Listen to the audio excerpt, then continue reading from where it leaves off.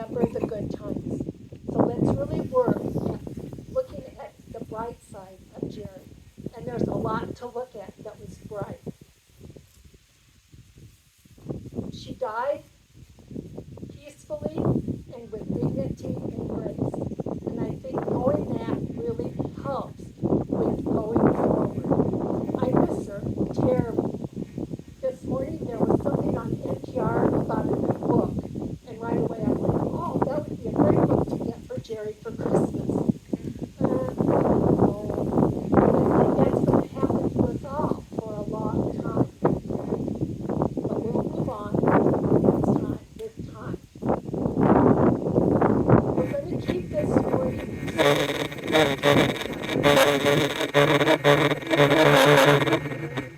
Talk about Jerry sometimes. Meet with friends and make start with all sorts of different people. So you just have that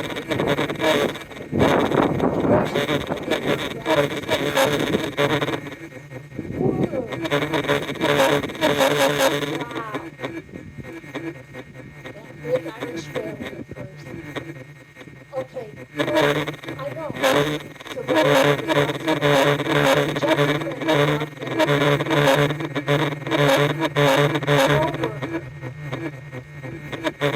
lots of good memories. I saw a lot of old-time red texts. Fun just to sit down and talk about the olden days that we all remember. I'm going to miss that, Jerry. We were able to talk about the olden days a lot. At the end of all of this, food. So just remember that as we go on and on, even though we're going to first up, Jerry's older sister, the older sister. Jerry had the older sister and two brothers, Don and Ron, both deceased her. I got to meet them all throughout life. Different occasions. Dinner with Don in Denver, which she had some of her kids. Jerry and I were always traveling and getting to go and visit along the way. So without further ado, here's Donna to talk about Jerry. I have a feeling she has a lot to say.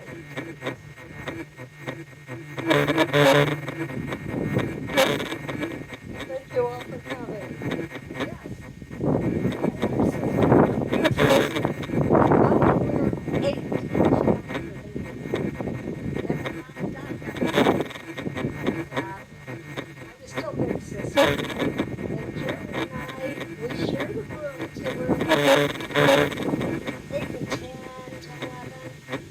She started bringing in frogs, salamanders, spiders, creatures into our bedroom.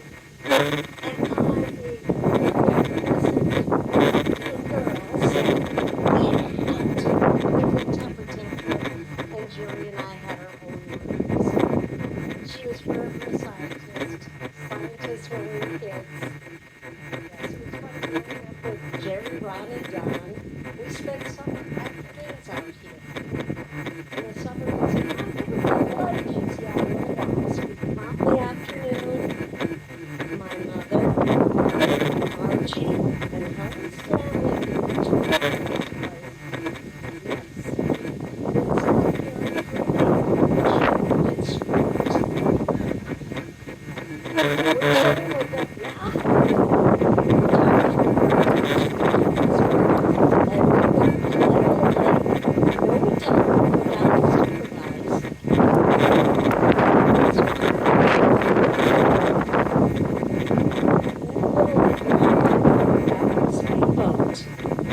go, water skiing.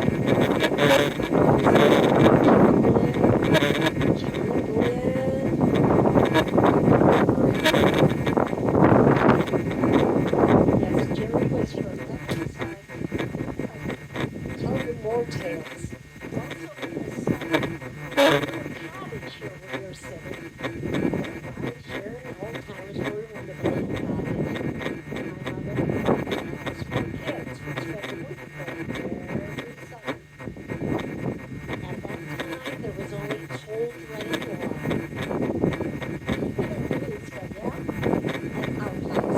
But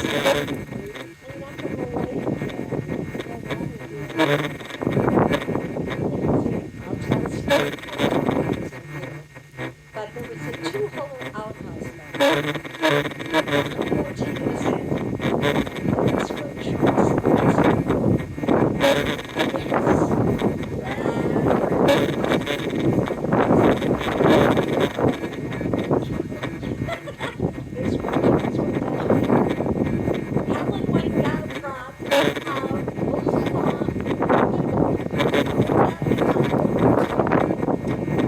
Yes, poor Donnie's not here to defend himself. Yes, I'm big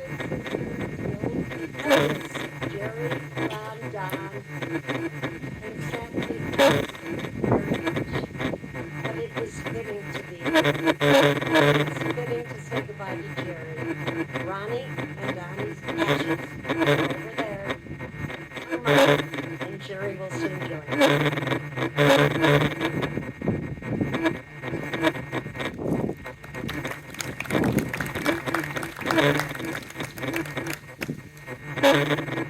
Next up is Debbie D. I never heard her referred to as just Debbie, so she will always be Debbie D to me. She has been called on many times by this family to give a eulogy, and again, she's going to give a short eulogy to Jerry. Can't take the Dolan out of me, that's why I'm deputy. After I wrote the thing that Jerelyn, I came across something that Elizabeth Kubler-Ross wrote in a book called The Wheel of Life. It just fits with what my own thoughts have been, and if you'll indulge me. When we have done all the work we were sent to earth to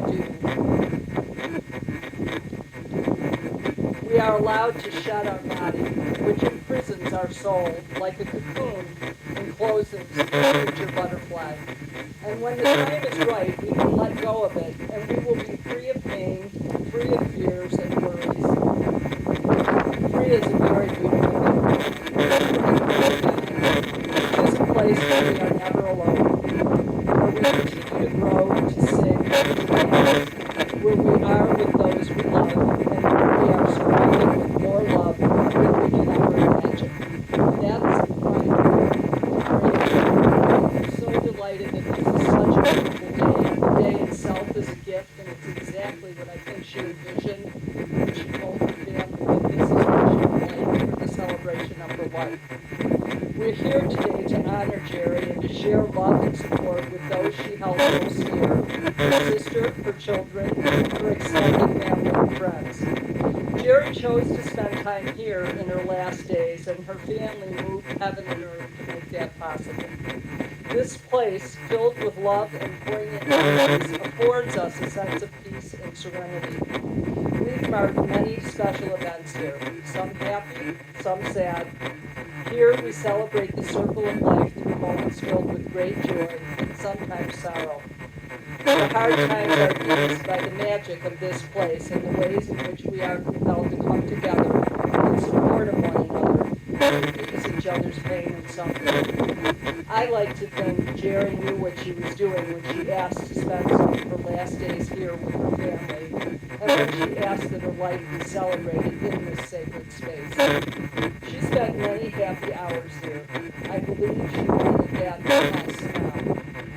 Time in this place where she knew joy and happiness, as well as comfort and the solace of family when dealing with sadness. Here, we're surrounded by spirits who call to us. We feel the energy of many treasured family members who helped to make this place possible. Some living and some gone. Many hearts, heads, and hands contributed to the care, nurturing, sustainability, and sheer joy of this space.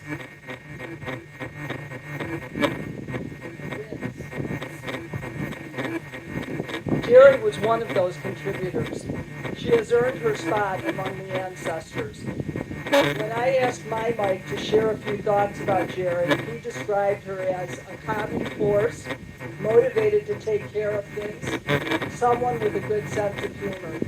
I think he nailed it, and others have echoed similar views. I have many memories of Jerry, but not nearly as many as most. I was always impressed by her energy and can-do attitude. I was also moved by the love and care she extended to her mom, Ginny, and other family members while juggling work, kids, household duties, and life in general. I said to someone earlier that Jerry was a great example of somebody who knew how to embrace the full catastrophe of living.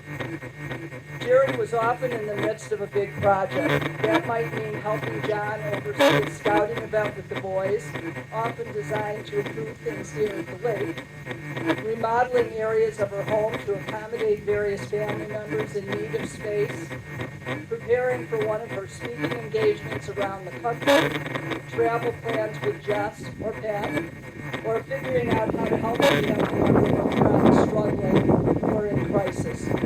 Jerry wasn't pretentious. She was down to earth. My Rigoni sisters described her as the calm, quiet type, very bright and very organized. She was never one to toot her own horn, yet she was well respected in her professional life. She was published, nationally recognized as having made significant contributions to her field, and a professional public speaker. You wouldn't necessarily know that about her. Jerry was artistic and creative. She was a problem solver. Her home was a place I loved to visit. I found her house warm, inviting, and often overrun by others in need of a safe haven. Some human and some not.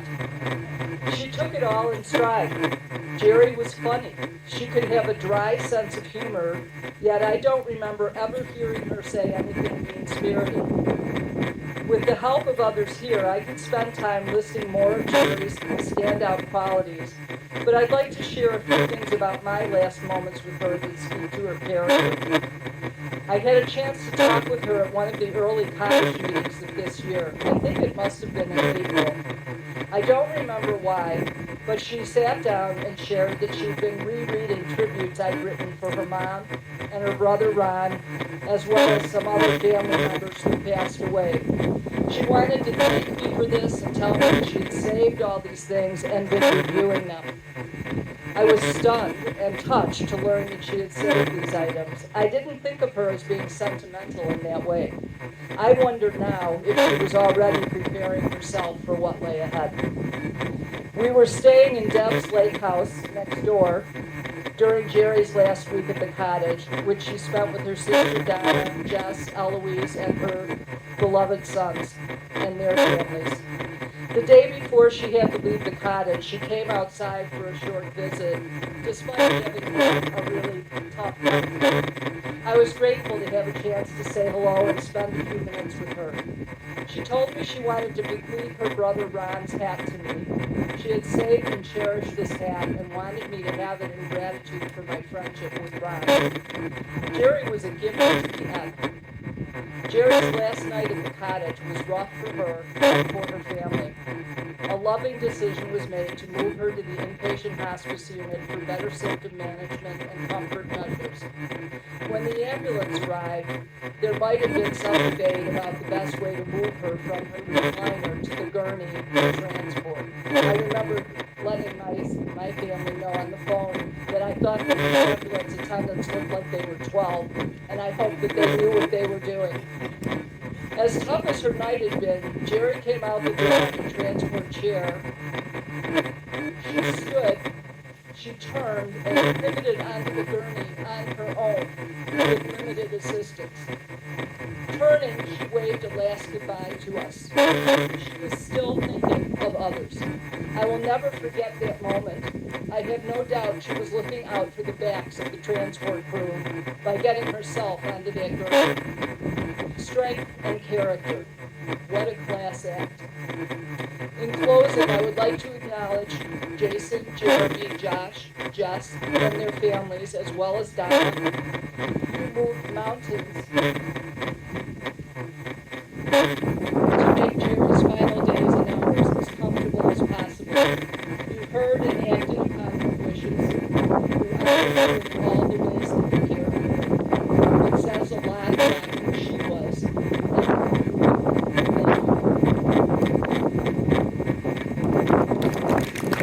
Thank you.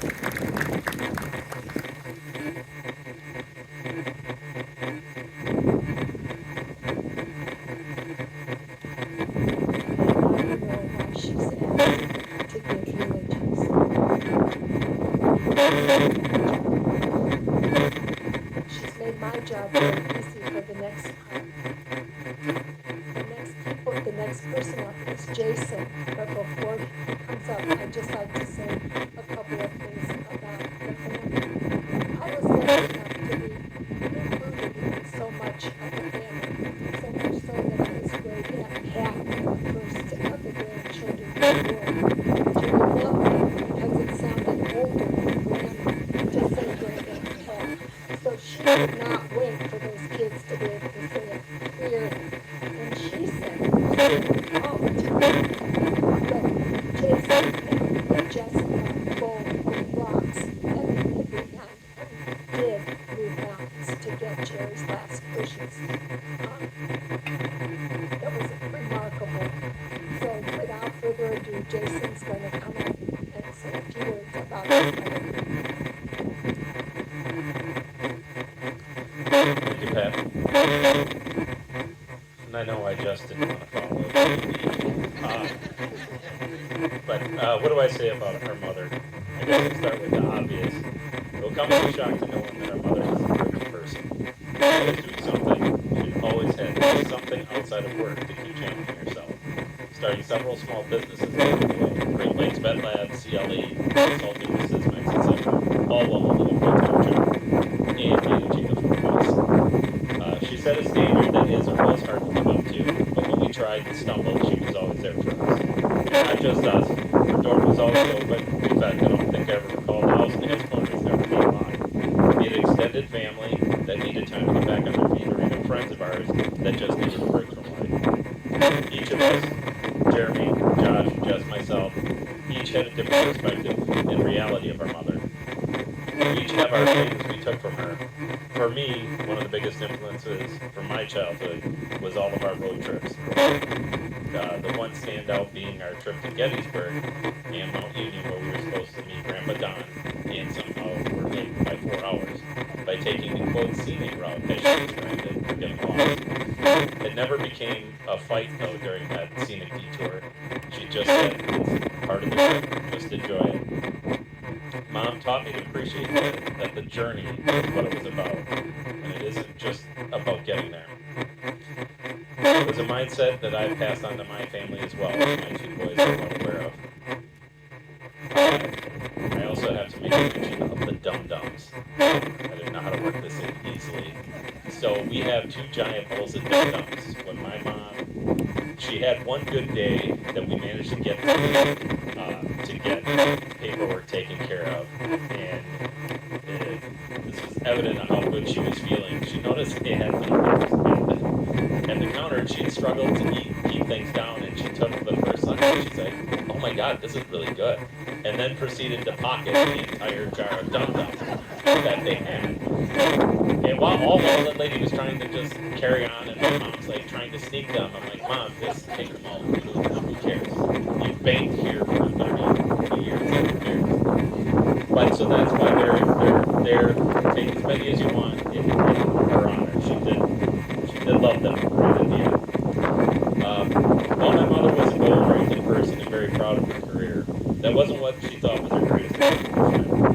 But she said to her, my greatest accomplishment in life is raising four good people. I hope you know how much you love. Suppose I should tell them. Four good people who their wisdom and compassion to the amazing woman to remember today. Two Mom taught us to always enjoy the journey, even if it means taking a few unexpected detours along the way. Thanks, Mom.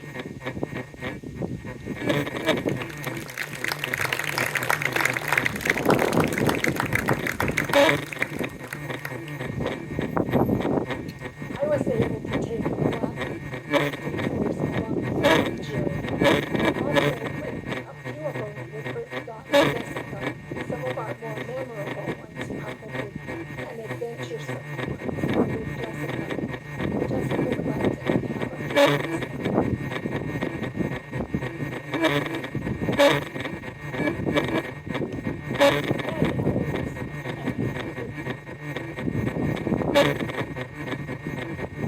She's my emotional support child right now.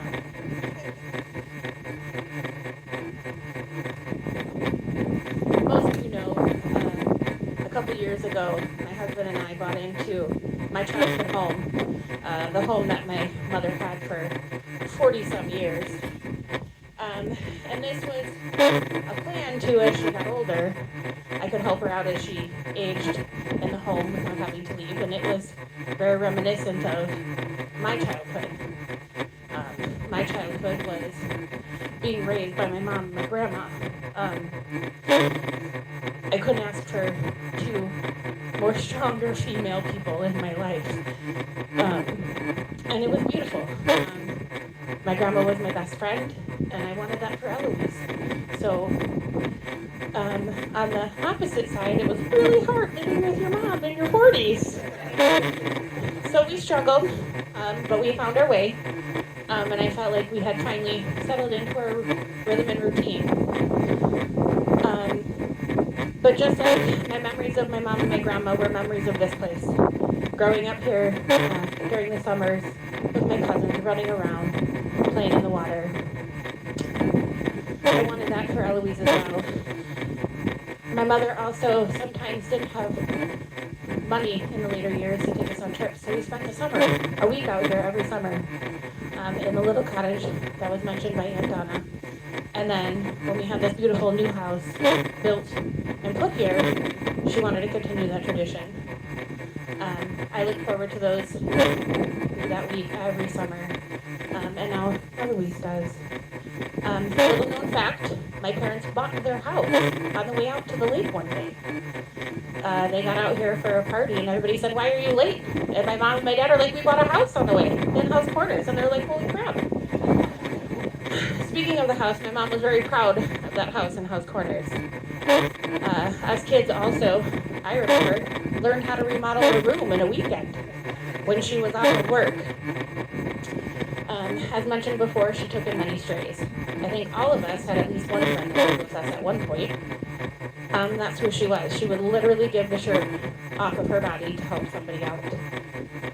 That's who she was. She was very giving. Another point she loved about that house was sitting around the table. My husband was reminding me of how many drunk people she stayed up until 2 o'clock in the morning chit-chatting with at that table, especially during the summers, especially with Uncle Don. She loved that house, and I hope we continue to take care of her in that house. If you all haven't noticed the table of books in the garage, my mom loved reading.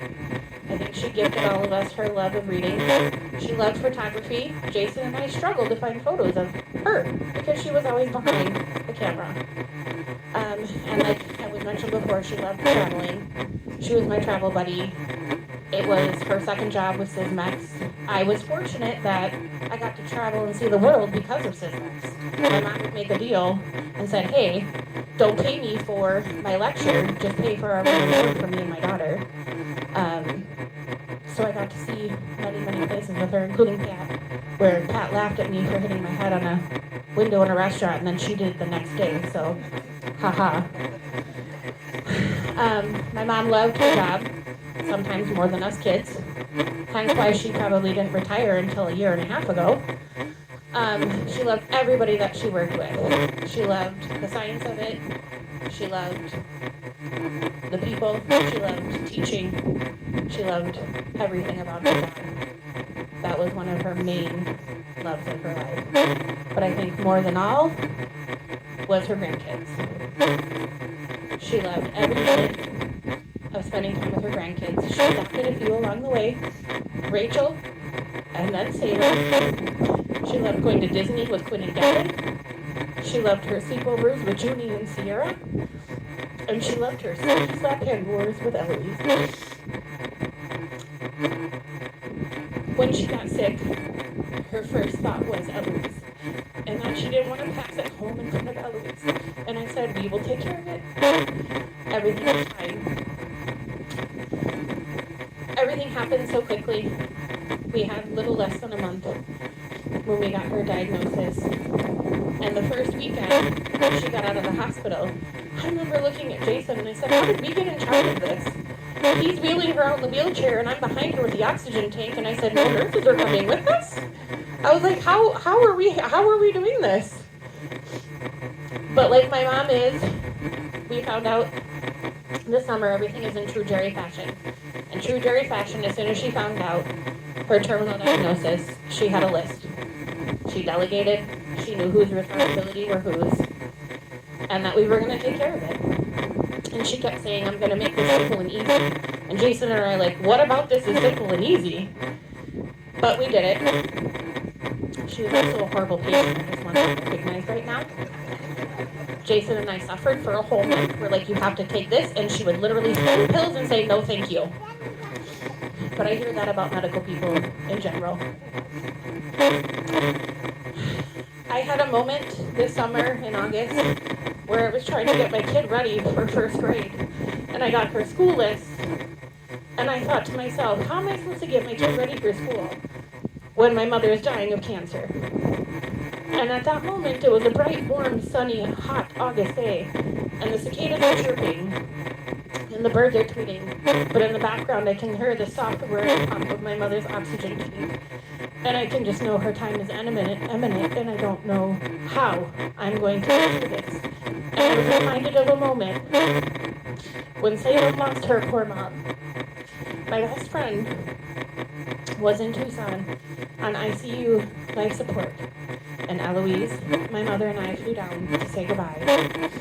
And Eloise managed to get her 976 ear infection while we were there, and on the day that we had to leave. And I said goodbye to everybody. Eloise puked all over me. And I lost it. And I crumbled to the ground. And I looked at my mom and I said, how are we supposed to get on the airplane right now? My child is sick, my best friend is dying, and I had to say goodbye to Salem. And she said, get up, one foot in front of the other. We got this. Just get up, one foot in front of the other. And I said, okay. So on August 20th, when I went to Silver Hospice, which was the most beautiful, amazing place ever, I asked at one point if they were owned by Disney, because the animals kept coming up to her window, and all the nurses were beautiful. I actually got there Sunday morning before everybody else, and I held her hand, and like she did with her mother, I said, we got this, Mom. You can go. One foot in front of the other, right? And she took her last breath. And I said goodbye. And I said, we got this. We got it, one foot in front of the other. We're here today. We have one foot in front of the other, and we are here celebrating every step of the way. And I do want to thank all of you who brought us a meal, who sent us cards, who stepped up and brought Eloise gifts, who took Eloise from school and brought her to me, who has helped out in every which way. But I want to, most of all, thank my brother Jason, who did a majority of this work, along with Tina, who really stepped up. And I would have not been able to do any of this without either one of them. And I also want you guys to take a book home, because I'm not taking a book home with me. So please take a book, along with a bookmark, take a sucker, and know that she literally enjoyed one of those until the end. She literally pocketed them in the ambulance on the way to the hospital. Thank you everyone for coming. We have a ton of food. Please eat, enjoy. That's what she loved, was her big Irish family out here at the lake. Enjoy. And at the end we have our beautiful, amazing cousin Gina, who is going to sing a beautiful song. And then we will get ready to eat. Hold on, that has one more thing to say.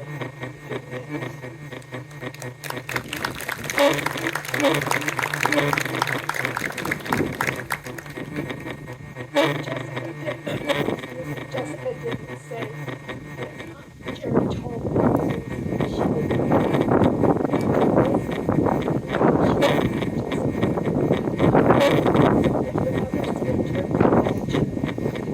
say hi to Jerry.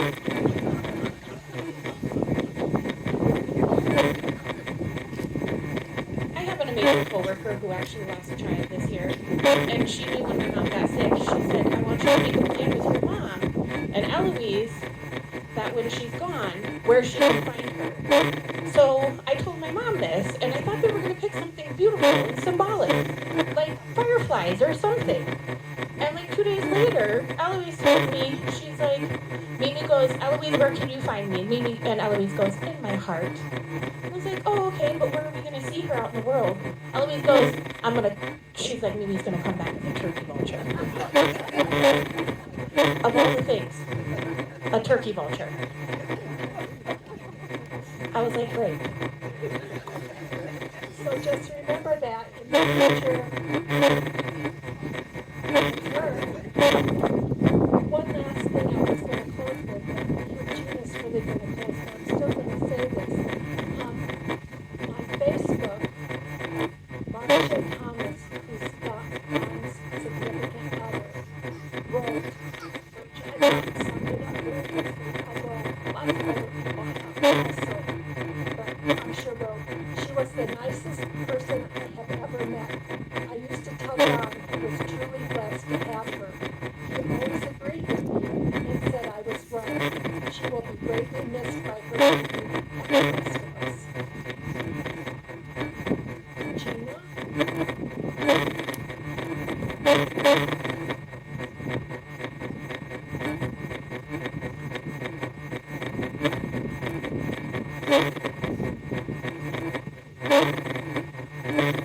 If you care to sing along at all, this is a beautiful standard, and I had the privilege of singing this at my Aunt Jenny's funeral as well, and I know that Jerry would have wanted this. So it's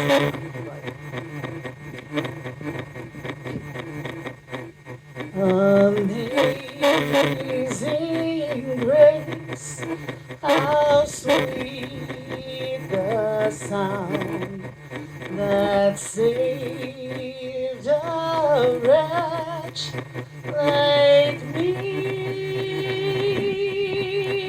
I once was lost, but now am found. Was blind, but now I see. 'Twas grace that taught my heart to fear, and grace my fears relieved. How precious did that grace appear, the hour I first believed. Through many dangerous toils and snares, I have already come. And this grace that brought me safe thus far, and grace will lead me home. When we've been there 10,000 years, bright shining as the sun, we've no less days to sing God's praise than when we first begun.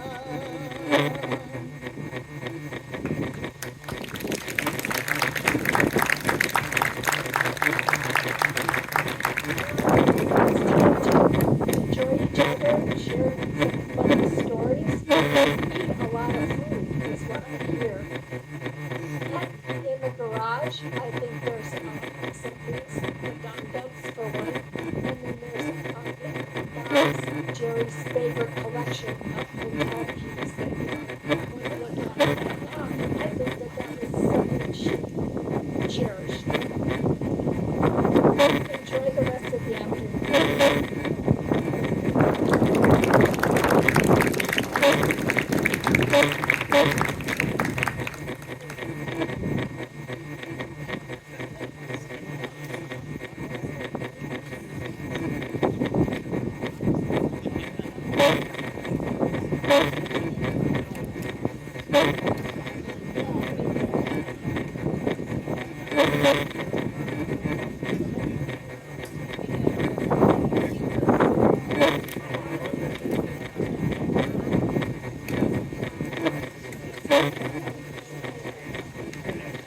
Yes.